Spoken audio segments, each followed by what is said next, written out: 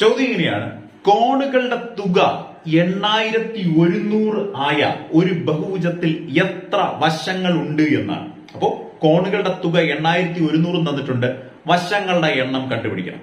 അപ്പൊ ഒരു ബഹുഭുജത്തിലെ കോണുകളുടെ തുക കണ്ടുപിടിക്കുന്ന ഇക്വേഷൻ ഇങ്ങനെയാണ്, n-2 × 180 എന്നാണ്.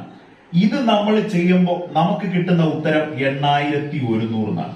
ഇതിൽ നിന്ന് വശങ്ങളുടെ എണ്ണം കാണാൻ n എത്ര എന്ന് കണ്ടുപിടിച്ചാൽ മതി. ഞാൻ ഈ 180 താഴെ കൊണ്ടുവരുന്നു. n-2 = 8100 divided by 180. ഈ 0 പോയി, ഈ 0 പോയി.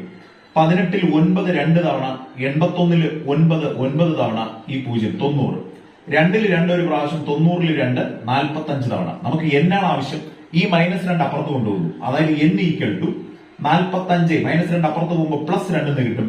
45 2 കൂടെ ചേർത്ത് നമുക്ക് പറയാം വശങ്ങളുടെ എണ്ണം 47 ആണ്. ചുരുക്കി പറഞ്ഞാൽ വശങ്ങൾ 47 വശങ്ങളുള്ള ഒരു ബഹുഭുജത്തിലെ കോണുകളുടെ തുക എന്ന് പറയുന്നത് എത്രയാണ്? 8100 ആണ്.